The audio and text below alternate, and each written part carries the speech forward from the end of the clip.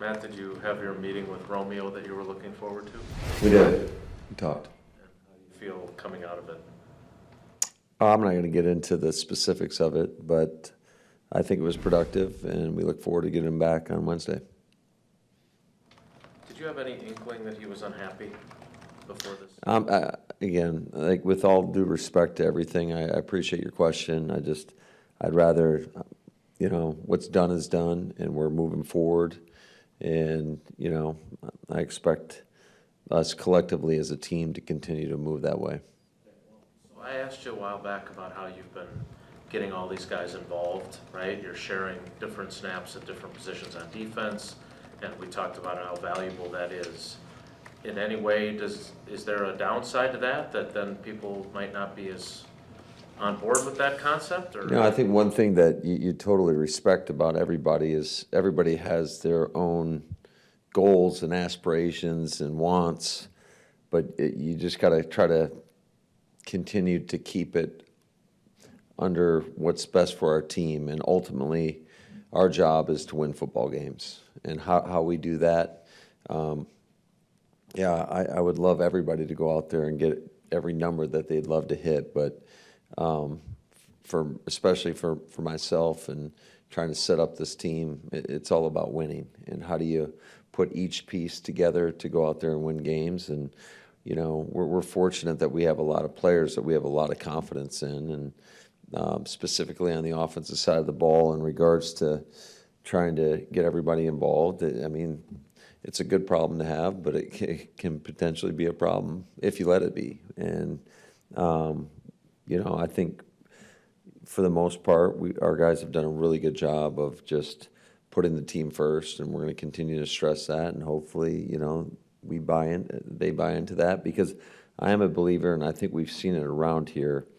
When your team has success, generally all those accolades and come with that. So we're going to keep it about the team and continuing to focus on winning and doing our best to put everybody in a position to set us up to win games. I know you went through it with Jair, but how do you get the trust back between the team and him and you guys? Yeah, I think it's just one day at a time. The one thing I'll say about it is, it's a pretty isolated incident. Like, this has not happened with him before, and I don't expect it to happen moving forward. Matt, how do it looked like during the second half of last season, Jordan came so far and he made such good decisions all the time. Maybe not the last pass of the season, but what are you seeing when you see him maybe take some chances that you would like him not to take? Is there something different that's causing him to maybe take more risks, or what do you think? No, I think all quarterbacks kind of go through this, and we just got to continue to encourage to take what's there. He's always wanted to push the ball down the field, which I respect. One thing that we always talk about is sometimes you got to earn the right to throw it down the field. We've had a pretty explosive offense, and ultimately, usually going in every game, defenses are going to try to mitigate your ability to create those explosive plays, because we know explosive plays lead to points. I don't think we scored. I think every drive that we had an explosive play on, we scored, and vice versa. When we didn't score. So, but that's football, and the one to Jay Reed, I don't recommend that decision, but he threw a hell of a ball, and Jaden made a heck of a catch. So it's one of those things that you're like, no, yes.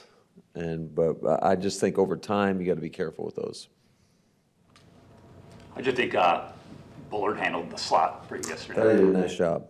Yeah, I thought he competed well. I thought he triggered when he needed to. I thought he did a really good job. Matt, what have you seen from Edgerrin? It's some of the blitz concepts that Jeff's been sending him on, and being able to kind of impact the game in that capacity. Yeah, it's certainly impactful. I mean, he just got a way of wrap it when we're running some of those stunts in front of him, and he's wrapping around some of those stunts. He just wraps so tight and fast and gets there in a hurry. And usually those take a little bit longer than traditional blitzes if you're just sending somebody through a gap.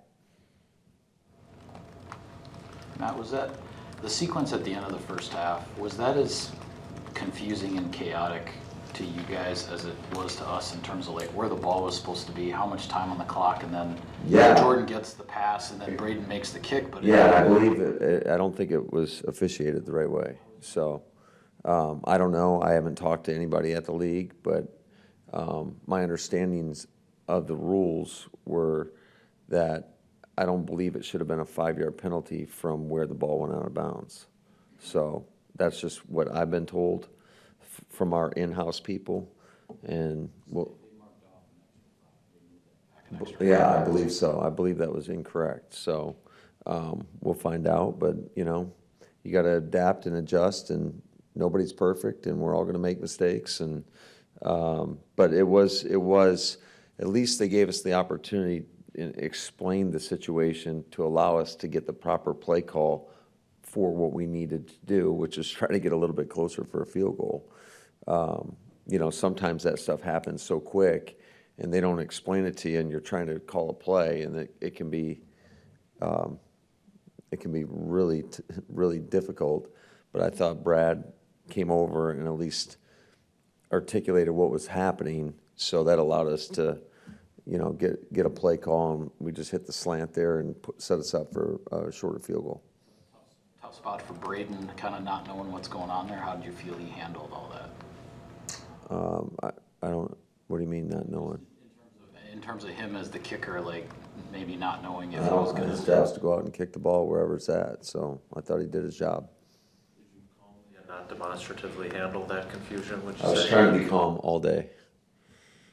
Not always the case. Football. Shoot, it's for all of us, right? I mean, there's so much work and time and effort, and you care, and so it's an emotional game for the players, for the coaches, for the fans, for everybody involved. And by the way, I thought our fans were outstanding. That was, I kind of have joked with my brother before. It's tough when you're playing at home and you're on the silent count. So our fans were better than I could have ever envisioned, being on the road in LA and kind of creating a home field advantage for us. You could certainly hear them when I knew right away when Jaden Reed's on that big catch. Felt them on Tuck's long pass as well, and that fourth quarter, especially helping our defense, I thought it was certainly impactful. Speaking of the defense, were they too soft on that touchdown drive late? And then following up on that, did you like how Jeff attacked on the game closing drive for you guys? Yeah, I mean, you're up 2 possessions. You don't want to give it all away in one play. So, I think there's a fine line with that of being smart, but again, not being too soft. So, I want to say it was a 14-play drive or something like that, I believe. What was it? Yeah, it might have been. I know it was like 2.5 minutes, I think, is all it took off the clock, though. Yeah, I mean, I don't know. Hindsight's 20/20 in terms of bottom line, Bill, is if we would have stopped them, nobody would say anything. We didn't, so it gets criticized, which is fair. Now, what do you think of where you're at with the pass rush? Because it seems like, we all know you want to get pressure with 4, but it does seem like Jeff's done a pretty decent job of adapting for the fact that you're not getting the pressure you'd like to get with 4. Yeah, I also think a lot of the times that we're rushing 4, we're getting chipped on the edges. I mean, that's today's football. And I know, going through training camp, talking to the D linemen, they're like, how come you always got a chip? And I'm like, well, because you guys are good rushers, and if we don't, you're going to get home. So I think just a lot of people, when you're going against good people, you better do what you got to do in order to give the quarterback time to get the ball out of his hands. And that's today's football. And so you got to find ways to try to get around that. Matt, how has Tucker evolved, or is this just kind of the player he's always been, and this is just the first time that we're seeing him this involved in the passing game? No, he's definitely evolved. I mean, I think just going back to last year, I think he started to get more involved as the season went along.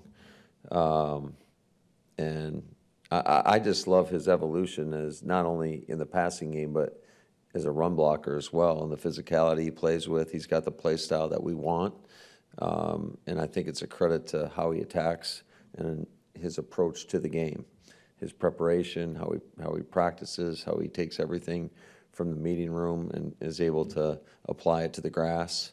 I think JD does a great job with him.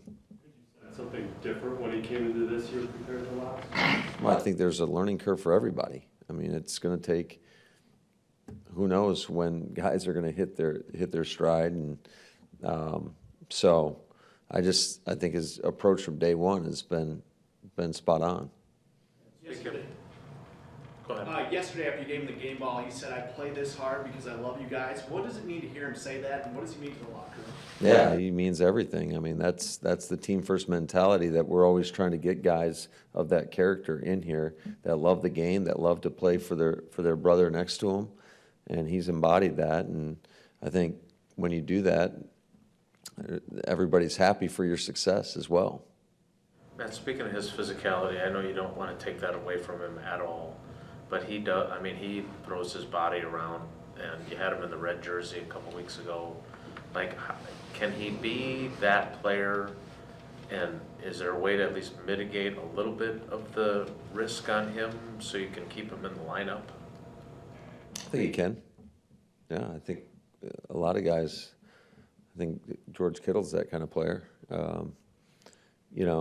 It's just, you want guys, playing on the edge, playing physical, but also playing smart at the same time in regards to, I don't want him just every time he's going in, whether it's a cross sift or an insert block, just throwing his shoulder into people. Like, sometimes you got to fit people up, use your hands, run your feet. So it's about playing with a good technique and good fundamentals that I think can allow you to, stay healthy for a long time. I know he's got the physical tools, but is there a mentality for that Ryan Prakash that he's so good at? I mean, like, runs through like the first guy almost every time. Is there something to do that, or is he just big I would and strong? say it's a lot mentality, and I think we saw it,